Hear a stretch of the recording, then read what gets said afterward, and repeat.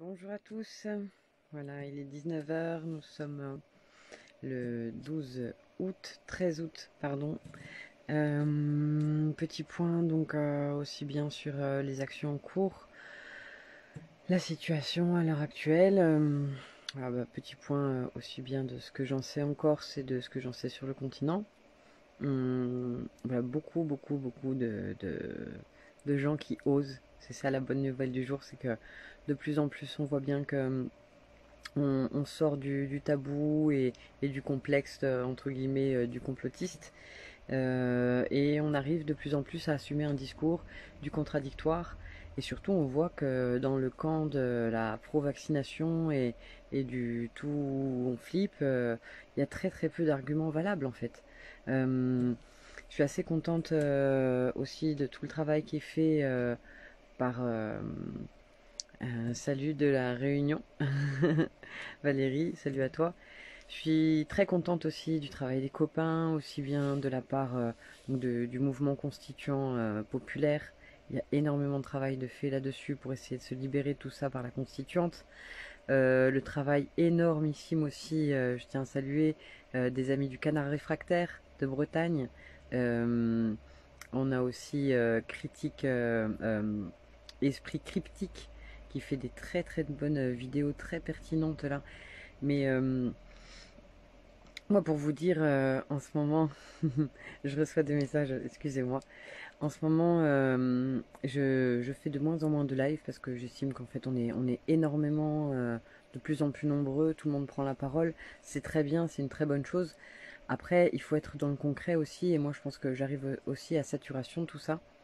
C'est-à-dire que j'ai besoin d'être dans le réel, et je vois bien qu'on passe trop de temps dans le virtuel, et voilà, en ce moment, je passe du temps dans le potager, passe du temps pour me ressourcer et surtout me déconnecter. D'ailleurs, j'ai de plus en plus de problèmes de portable et je crois que si mon portable me lâche, je vais vraiment être obligée de disparaître, en tout cas moins présente sur le net. Voilà, je ferai des émissions, je ferai peut-être quelque chose d'hebdomadaire ou quoi, mais les lives, je sens que c'est plus pour moi, et je sens que c'est plus pour moi surtout parce que voilà, je voulais vous montrer deux choses. Déjà, c'est vrai que quand on est... Est-ce que je vais y arriver? Ouais. Quand on est dans un contexte pareil, en pleine nature, c'est vrai que les écrans, ils paraissent vite obsolètes.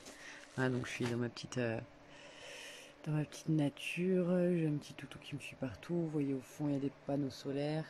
Là, c'est ma petite chambre caravane, voilà, avec mon lit, ma couchette et tout. Et donc c'est vrai que quand on est dans un cadre pareil, avec tout un projet de potager et de développement, oui, il le faut, moi aussi, j'ai un peu lâché prise, c'est indispensable.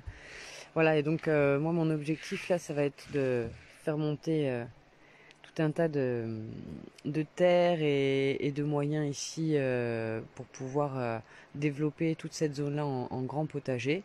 Le haut est déjà fait si tu veux, mais encore toute cette zone-là. Et donc hier, je suis partie en face dans la forêt là, essayer de trouver un maximum de terreau. Et donc je me suis chargé les sacs à, pardon, les sacs à traverser et tout, et à remonter. Donc c'était vraiment une chouette expérience. Donc voilà, la deuxième chose pour laquelle je quitte un peu le monde du virtuel, c'est donc je suis de plus en plus ce collectif éthique pour l'émancipation humaine du totalitarisme informatique et cybernétique. Donc voici le communiqué numéro 5 que j'aimerais vous lire ce soir. Quand on lit ce genre de choses, et quand on lit aussi un autre bouquin que j'ai là, je vous conseille vraiment ces deux petits bouquins.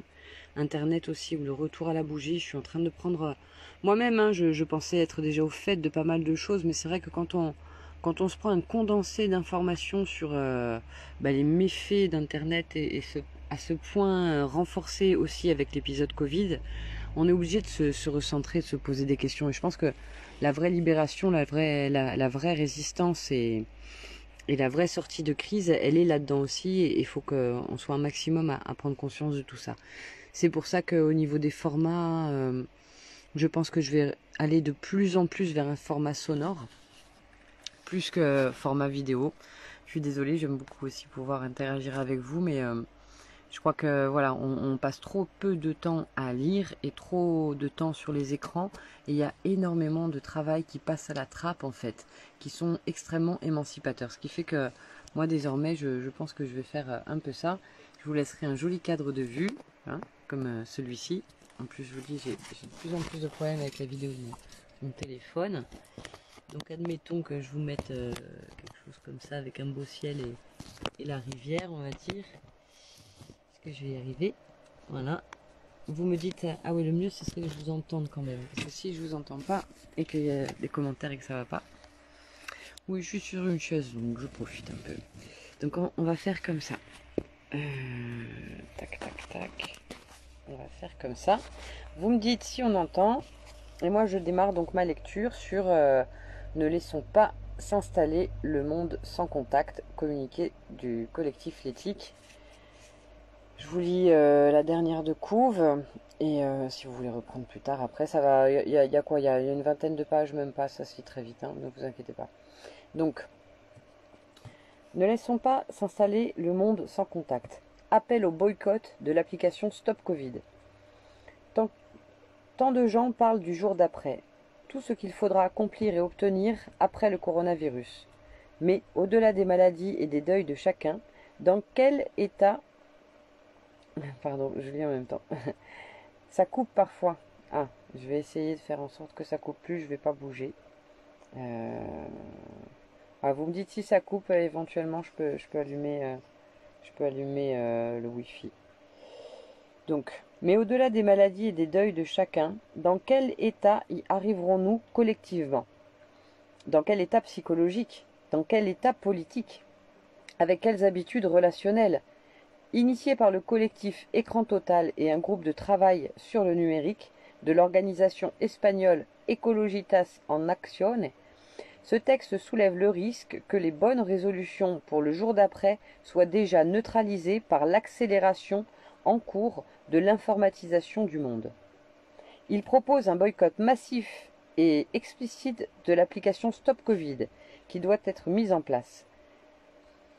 Cette application de traçage des smartphones est présentée ici comme le symbole de la fascination et de la dépendance générale envers la technologie. Fascination et dépendance qui assurent la perpétuation de l'ordre politique existant et de notre trajectoire vers la destruction écologique. Internet est tellement contrôlé qu'il faut retourner au contact humain direct. Je suis d'accord avec toi. Attends, je vais juste enlever la coque de mon téléphone parce que je sens qu'il est en train de chauffer. Et ouais, j'ai pas de super bon matos, je suis désolée, mais comme je suis un peu réfractaire et de plus en plus, en fait, je comprends que j'ai... Oui, désolée pour cette coupure, comme d'habitude, donc le téléphone, il chauffe trop, hein, il fait trop chaud chez moi. Donc on reprend sur cette lecture, ne laissons pas s'installer le monde sans contact, appel au boycott de l'application Stop Covid. Donc, du point de vue sanitaire, l'épidémie de Covid-19 mettra du temps à livrer tous ses mystères. Le brouillard qui entoure l'origine de la maladie, sa diffusion et sa létalité ne pourra se dissiper que lorsqu'elle cessera de frapper dans autant de pays à la fois. À ce jour, personne n'a l'air de savoir quand une telle accalmie se produira. Attendez, je suis pas bien comme ça pour lire, je vais faire comme ça. Toc. D'ici là, pour continuer de vivre, nous devons ni sous-estimer ni surestimer cette épidémie en tant que telle. Par contre, ce que nous sentons très clairement, c'est que la crise sanitaire a des chances importantes de précipiter l'avènement d'un nouveau régime social, un régime basé sur une peur et une séparation accrue, encore plus inégalitaire et étouffant pour la liberté. Si nous prenons la peine de lancer cet appel, c'est que nous pensons que cela n'est pas joué d'avance et que des possibilités vont se présenter pour les populations de l'empêcher. Mais alors que nous, simples citoyens, ressentons violemment la fragilité de nos existences face à la menace du virus et d'un confinement long, l'ordre politique et économique en vigueur semble, lui, à la fois ébranlé et renforcé par la secousse en cours. Il paraît en même temps fragile et très solide sur ses bases les plus modernes, c'est-à-dire les plus destructrices socialement. Bien sûr, il n'a pas échappé au grand monde que la situation présente a permis au gouvernement de nombreux pays de tétaniser, pour un temps indéterminé, les contestations parfois extrêmement vives dont il faisait l'objet depuis plusieurs mois. Mais ce qui est tout aussi frappant, c'est que les mesures de distanciation interpersonnelle et la peur du contact avec l'autre, générées par l'épidémie, entrent puissamment en résonance avec des tendances lourdes de la société contemporaine. La possibilité que nous soyons en train de basculer vers un nouveau régime social, sans contact humain et avec le moins de contacts possible et régulier et régulé par la bureaucratie, est notamment décelable dans deux évolutions précipitées par la crise sanitaire. 1. L'aggravation effrayante de l'emprise des technologies de l'information et de la communication, les TIC, sur nos vies, et son corollaire, les projets de traçage électronique des populations au nom de la nécessité de limiter la contagion du Covid-19. Restez chez vous sur Internet. Dès les premiers jours du confinement, il était clair qu'une des conséquences sociales immédiates de la pandémie en Espagne et en France serait la radicalisation de notre dépendance à l'informatique. Au train où allaient les choses, il semblait pourtant difficile d'accélérer. Mais avec l'enfermement au domicile, pour beaucoup, les écrans deviennent un mode quasi exclusif d'accès au monde. Le commerce en ligne explose et même l'organisation de réseaux d'approvisionnement locaux en légumes et produits frais passe souvent par des sites internet. La consommation de jeux vidéo s'envole, le nombre de consultations de télémédecine monte en flèche, alors qu'elles n'apportent rien de plus en général qu'une conversation téléphonique. La continuité pédagogique se fait aussi par ordinateur, au mépris de toutes les recommandations médicales de limiter l'exposition des enfants aux écrans. Et des millions de personnes se retrouvent à travailler chez elles, non plus métro, boulot, dodo, mais directement du lit à l'ordi. Les grands médias ne voient en général rien d'inquiétant à cette réduction de toutes les activités humaines à une seule. Au contraire, ils applaudissent, d'autant plus les initiatives de solidarité qu'elles passent sur un site, une plateforme, un groupe sur messagerie.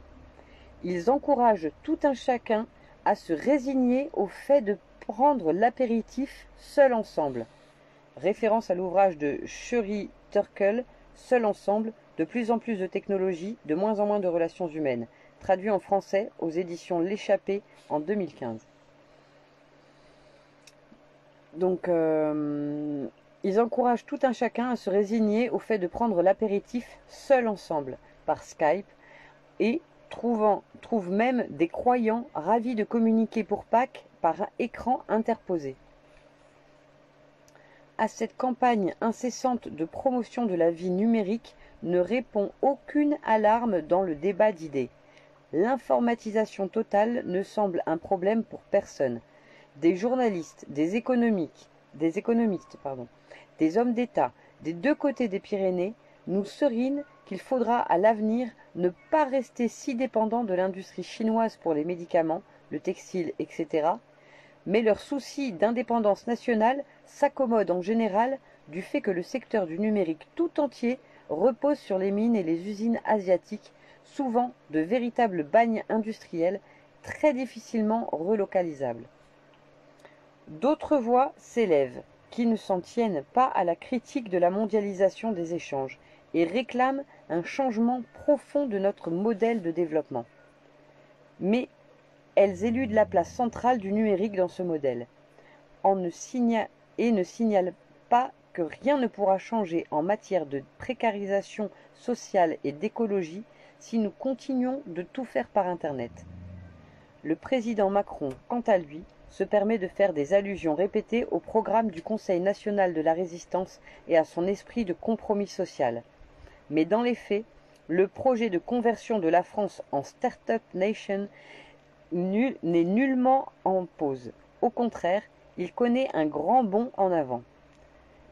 Cette nouvelle ère de travail sans contact permet de compléter l'offensive contre les salariés entamée bien avant le Covid-19. Suppression massive des postes au profit d'applications, de plateformes et de robots. Réduction du travail relationnel au profit de réponses automatisées pilotées par algorithmes. Perte de sens du travail supplantée par d'absurdes routines bureautiques. Exploitation accrue et affaiblissement des capacités de résistance des salariés, de plus en plus isolés les uns des autres. Le confinement est ainsi une aubaine pour s'approcher de l'objectif de remplacement de tous les services publics par des portails en ligne, fixés par le plan Action publique 2022. Comme on le voit avec la suppression des guichets SNCF, la numérisation accélère la privatisation des services publics par leur transfert à des plateformes commerciales aux pratiques opaques, fondées sur le profilage massif des individus. Elle évince violemment l'ensemble des usages, peu ou pas connectés, un cinquième de la population, parmi lesquels les personnes âgées, les plus vulnérables économiquement et les récalcitrants. Elle oblige désormais des catégories en voie de paupérisation massive à s'acheter parfois autant d'équipements informatiques de base, PC, smartphone, imprimante, scanner, que le foyer compte de membres. Elle nous fait basculer dans un monde déshumanisé et kafkaïen. La numérisation de tout ce qui peut l'être est le moyen du capitalisme du XXIe siècle d'obtenir de nouvelles baisses de coûts. Cette crise sanitaire apparaîtra peut-être rétrospectivement comme un moment d'accélération de cette virtualisation du monde. Comme le point d'inflexion du passage du capitalisme industriel au capitalisme numérique et de son corollaire, l'effondrement des promesses humanistes de la société post-industrielle. Cette analyse de bon sens n'est pas le fait d'un contempteur du néolibéralisme en colère contre les choix politiques des 40 dernières années, mais celle d'un économiste de centre-gauche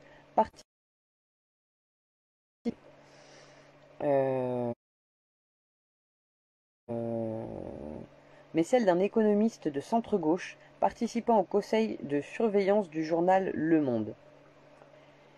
Elle suffit à comprendre que si stratégie du choc il y a dans le contexte actuel, elle se trouve en bonne partie sous nos yeux, dans ce surcroît d'informatisation de la vie domestique et économique. Il nous semble juste de parler de stratégie du choc numérique, au sens où la crise sanitaire crée l'occasion de renforcer la dépendance aux outils informatiques et de déployer les projets économiques et politiques préexistants. Enseignement à distance, recours massif au télétravail, e-santé, Internet des objets et robotisation, élimination de l'argent liquide au profit de la monnaie électronique, promotion de la 5G, Smart City. On peut aussi faire figurer dans ce tableau les projets de suivi des individus par leur smartphone. Au-delà de ce qui se pratique déjà en matière de surveillance policière, de marketing et de rencontres amoureuses par application dédiée. Ainsi, le risque n'est-il pas seulement que les choses restent comme avant, mais qu'elles empirent nettement.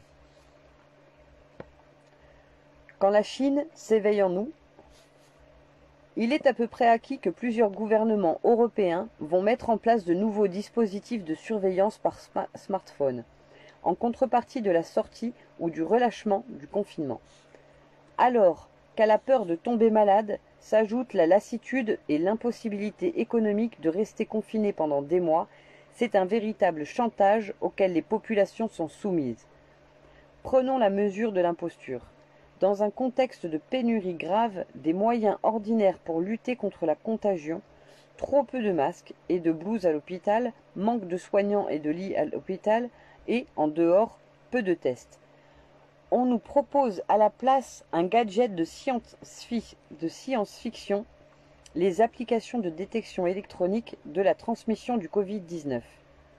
Aucune annonce claire n'est faite dans le sens d'un soutien financier massif et structurel aux hôpitaux publics pour faire face à une crise qui va durer. Par contre, on s'apprête à franchir un nouveau cap dans la traçabilité systématique des déplacements et des relations sociales, au moins dans un premier temps, pour ceux qui l'acceptent. Les résultats sanitaires sont plus qu'incertains. Les conséquences politiques, elles, ne font pas de doute. Car le fait de se savoir tracer en permanence est une source de conformisme et de soumission aux autorités, même quand on ne vit pas sous une dictature. Les éléments de langage gouvernementaux assurent que les informations données par les applications de traçage des personnes porteuses du Covid seront anonymisées puis détruites. Mais il suffit de lire les mémoires d'Edward Snowden à propos de la surveillance électronique pour voir que ce genre de garantie ne tient pas. Qui plus est, un coup d'œil à l'histoire récente des technologies montre qu'il n'y a pratiquement jamais de retour en arrière avec les dispositifs liberticides introduits en temps de crise. Si elles sont mises en œuvre à grande échelle sous l'égide de l'État, les applications de traçage resteront et il sera difficile d'en empêcher l'extension à toute la population. Pensons au fichage ADN, introduit à la fin des années 1990 suite à une série de meurtres à caractère sexuel et dont les ministres de l'époque juraient qu'il resterait toujours limité aux grands criminels. De nos jours, il est devenu quasi automatique quand on est arrêté pour être resté un peu tard en manifestation.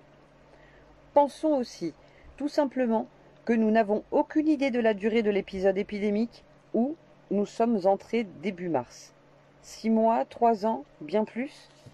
En tout cas, cet épisode est marqué par l'idée que l'efficacité en matière de lutte contre les coronavirus serait à chercher du côté de l'Asie en général et de la Chine en particulier.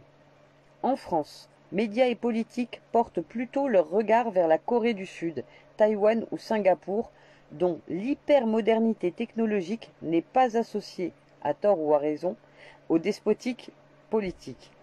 En Espagne, par contre, le début de la crise sanitaire a vu la presse dominante se demander ouvertement si la démocratie n'était pas un fardeau qui condamne à l'inefficacité, tandis que de vieux politiciens libéraux faisaient part de leur admiration pour l'autoritarisme chinois high-tech.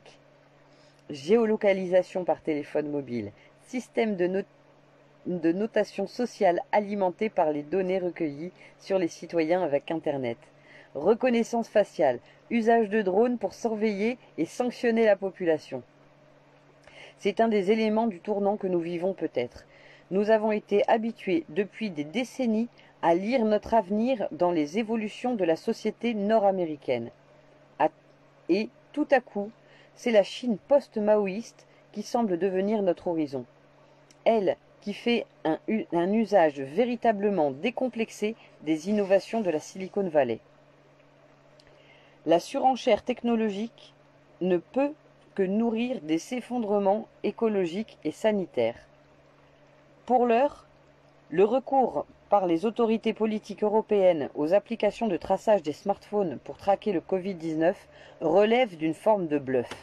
C'est une mesure d'accompagnement psychologique pour donner l'impression qu'elles agissent, qu'elles peuvent quelque chose, qu'elles ont des idées pour maîtriser la situation, alors qu'il est manifeste qu'elles ne maîtrisent rien, en tout cas dans les pays comme les nôtres ou comme l'Italie. Par contre, dans toute l'Europe, elles emboîtent le pas aux milieux d'affaires qui réclament la reprise du travail et la relance de l'économie. Il est donc d'autant plus urgent de sortir des applis magiques de leur chapeau, puisqu'elles n'ont visiblement rien d'autre à leur disposition pour protéger les populations. Des dispositifs comme la géolocalisation électronique servent en fait à assurer le maintien d'une organisation sociale pathologique, tout en prétendant limiter l'impact de l'économie que nous connaissons aujourd'hui. Le traçage du coronavirus vise à sauver momentanément un type de monde où l'on se déplace beaucoup trop pour notre santé est celle de la Terre, où l'on travaille de plus en plus loin de chez soi, en côtoyant au passage des milliers de gens qu'on ne connaît pas, où l'on consomme les produits d'un commerce mondial dont l'échelle exclut toute régulation morale. Ce que les promoteurs de la géolocalisation cherchent à préserver, ce n'est donc pas d'abord notre santé, ni notre système de santé, c'est la société de masse. Et même une société de masse renforcée, au sens où les individus qui la composent seront encore plus esselés et renfermés sur eux-mêmes par la peur et par les technologies. Alors que la pandémie actuelle devrait nous inciter à transformer radicalement une société où l'urbanisation galopante, la pollution de l'air et la surmorbidité ont des conséquences aussi incontrôlables, le déconfinement géré par Big Data menace de nous y enfoncer. L'émergence du Covid-19, comme celle des autres grands virus de l'an 2000, depuis l'an 2000, est reliée par de nombreux chercheurs à la déforestation qui oblige beaucoup d'espèces animales à se retrouver en contact imprévu avec les humains. D'autres mettent en cause les élevages intensifs concentrationnaires, arrosés d'antibiotiques mutagènes. Dire que la réponse au Covid-19 doit être technologique, comme Stéphane Richard, le PDG d'Orange, dans Le Monde du 1er avril, c'est poursuivre la fuite en avant dans une logique de puissance et de maîtrise illusoire de la nature, dont la crise écologique nous montre chaque jour l'échec. L'impact de l'industrie numérique sur les écosystèmes est déjà intenable. Elle a créé une ruée sur les métaux qui dévastent les zones les plus préservées de la planète. Elle s'appuie sur une industrie chimique particulièrement polluante et engendre des montagnes de déchets, du fait de la multiplication des data centers et de l'augmentation permanente du trafic Internet. Elle fait carburer les centrales électriques et émet autant de gaz à effet de serre que de trafic aérien. Qui plus est, le mode de vie connecté est globalement nocif pour la santé. Addiction, difficultés relationnelles et d'apprentissage chez les plus jeunes, mais aussi électro-hypersensibilité. L'Agence de sécurité sanitaire, l'ANSES, estime ainsi à 3,3 millions le nombre de Français qui disent en souffrir, soit 5% de la population, et affirme la nécessité d'importantes recherches pour comprendre comment ces souffrances se déclenchent et s'amplifient. Ajoutons à cela les doutes qui entourent le caractère cancérogène des ondes électromagnétiques artificielles, considérées comme possibles par l'OMS, les liens établis entre tumeurs au cœur chez les rats et ondes 2G, 3G par National Toxicology Programme américain en 2018 ne font pas l'objet d'un consensus scientifique, mais le doute est toujours à décharge pour les industriels de la téléphonie mobile. Il sert de justification à la fuite en avant, jamais au principe de précaution. D'ailleurs, au premier rang de la stratégie du choc menée par le gouvernement français figure l'installation simplifiée des antennes relais, contestée par tant de riverains et d'associations, notamment pour motifs de santé. La loi d'urgence du 25 mars 2020 permet leur déploiement sans l'accord de l'Agence nationale des fréquences. Dans le même temps, l'explosion du trafic Internet lié au confinement justifie la poursuite du déploiement du réseau 5G. C'est en Italie que les choses s'accélèrent le plus. Alors que des scientifiques et des citoyens du monde entier s'y opposent depuis plusieurs années, la presse rabat les inquiétudes qui s'expriment... Attendez, j'ai sauté une page. La presse rabat les inquiétudes qui s'expriment à ce sujet, en différents endroits du monde, sur des thèses improbables reliant la propagation du Covid-19 aux ondes 5G. Les GAFAM vont jusqu'à envisager ces derniers jours de supprimer de nombreuses publications en ligne qui alarment sur les effets de cette nouvelle étape dans l'intensification des champs électromagnétiques artificiels. Or, ces alarmes sont souvent parfaitement légitimes. D'une part, parce que déployer sans connaître les effets une source de pollution électromagnétique au moins 2 fois supérieure à celle de tous les réseaux déjà existants est une aberration du point de vue du principe de précaution. D'autre part, parce que les dangers le plus avérés du réseau 5G est qu'il doit servir d'infrastructure à la prolifération des objets connectés, des voitures automatiques et globalement d'une société hyperconsumériste dont les effets sociaux et écologiques sont intenables. Arrêtez l'escalade. Bref, on arrive à la fin. Bref, les technocrates du monde entier prétendent nous préserver du Covid-19 aujourd'hui en accélérant un système de production qui compromet déjà notre survie demain matin. C'est absurde en plus d'être voué à l'échec. Nous n'avons pas besoin de technologies qui nous déresponsabilisent en disant et en décidant à notre place et où nous pouvons aller. Ce dont nous avons besoin, c'est d'exercer notre responsabilité personnelle pour pallier les défaillances et le cynisme des dirigeants, de construire par le bas, avec l'aide des soignants, des règles de prudence collective raisonnables et tenables sur la longue durée. Et pour que les inévitables contraintes fassent sens, nous n'avons pas seulement besoin de savoir en temps réel quelle est la situation dans les services d'urgence, nous avons besoin d'une réflexion collective et constante sur notre santé, sur les moyens de nous protéger des multiples pathologies que génère notre mode de vie. Les futurs virus, autant que leurs divers facteurs de comorbidité, tels que l'asthme, l'obésité, les maladies cardiovasculaires, le diabète et bien sûr le cancer. Cette crise met une fois de plus en évidence le problème de la dépendance des peuples envers un système d'approvisionnement industriel qui saccage le monde et affaiblit notre capacité à nous opposer concrètement aux injustices sociales.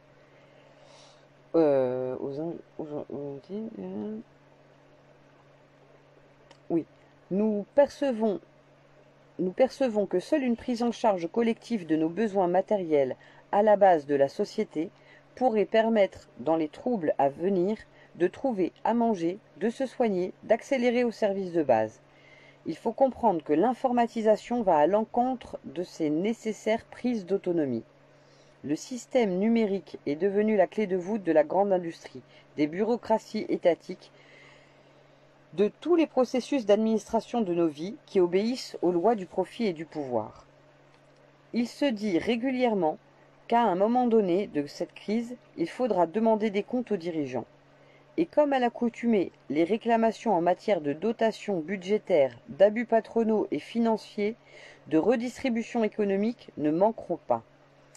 Mais, à côté de ces indispensables revendications, d'autres mesures sont à prendre nous-mêmes ou à arracher aux décideurs si nous voulons préserver notre liberté, c'est-à-dire si nous voulons préserver la possibilité de combattre les logiques de concurrence et de rentabilité, de construire un monde où la peur de l'autre et l'atomisation de la population ne dominent pas pour longtemps. Donc là, il part sur 7 points à mettre en place. Je vais me déplacer parce que j'ai plus de batterie, il faut que je branche le téléphone. Je vais mettre un peu différemment. Désolé, on voit plus grand chose. Je vais le mettre comme ça.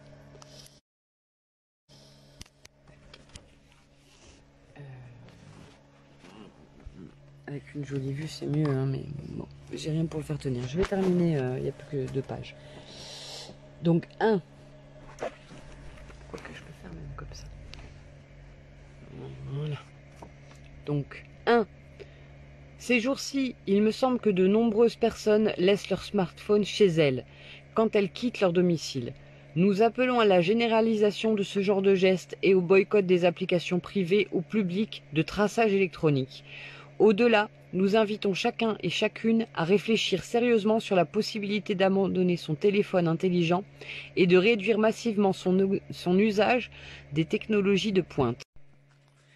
Désolé, toujours ce problème de surchauffe. Il me reste encore 3 pages à vous lire, alors je reprends le direct et si vous voulez on peut échanger encore un peu là-dessus, mais ça va peut-être aller pour aujourd'hui. Donc 3. Nous appelons à la prise de conscience du problème de la numérisation en cours de tous les services publics. Un des enjeux de la période d'après-confinement ou des périodes entre deux confinements sera d'obtenir des guichets physiques, que les guichets physiques soient encore et à nouveau disponibles pour les habitants des villes et des campagnes. Dans les gares, à la sécurité sociale, dans les préfectures et autres administrations. Des batailles mériteraient d'être engagées pour la défense du service postal, essentiel par exemple à la circulation d'idées sans numérique, et le maintien d'un service de téléphone fixe, bon marché et indépendant d'abonnement à Internet. 4. Une autre bataille essentielle pour l'avenir de la société est le rejet de l'école numérique. La période critique que nous vivons est mise à profit pour normaliser l'enseignement à distance par Internet, et seule une réaction d'envergure des enseignants et des parents pourra l'empêcher. Malgré toutes les critiques que l'on peut faire des divers points de vue à l'institution scolaire, la période actuelle devrait illustrer aux yeux du grand nombre qu'il y a du sens à apprendre à plusieurs et qu'il est précieux pour les enfants d'être en contact d'enseignants en chair et en os. 5. L'économie n'est pas et n'a jamais été à l'arrêt. Les conflits sociaux ne doivent donc pas l'être non plus. Nous soutenons toutes celles et ceux qui se sentent mis en danger du point de vue de la santé à leur poste de travail habituel ou dans leurs déplacements. Mais nous attirons aussi l'attention sur les abus et les souffrances dans le cadre du télétravail à domicile. Certains d'entre nous dénoncent l'informatisation du travail depuis des années. Il est clair que l'extension du télétravail contraint est un processus à endiguer par de nouvelles formes de lutte, de boycott, de retrait. 6. Du point de vue économique, les mois à venir s'annoncent terribles. Un appauvrissement très important des populations est possible, au même titre que des effondrements bancaires et monétaires. Face à ces périls, il nous faut penser à comment manger et comment cultiver des terres, comment s'inscrire dans des réseaux d'approvisionnement de proximité et comment étendre ces possibilités au plus grand nombre. Comment soutenir les agriculteurs. Désolé les amis, donc pour cette coupure finale, on était sur la dernière page et ça a coupé. Donc je vais terminer de vous lire le dernier passage. Donc on était sur le point 6. J'espère que ça coupe pas. Désolé. Ok. Bon, ok. Ça veut pas. On y arrive. Ça bug. Non, j'ai le téléphone qui bug. Ce sera plus simple. Donc, alors, du point de vue économique, le 6, les mois à venir s'annoncent terribles. Un appauvrissement très important des populations est possible. Au même titre que des effondrements bancaires et monétaires. Face à ces périls, il nous faut penser à comment manger et comment cultiver des terres, comment s'inscrire dans des réseaux d'approvisionnement de proximité et comment étendre ces possibilités au plus grand nombre. Comment soutenir les agriculteurs qui produisent de la nourriture saine près de chez nous et comment aider d'autres à s'installer.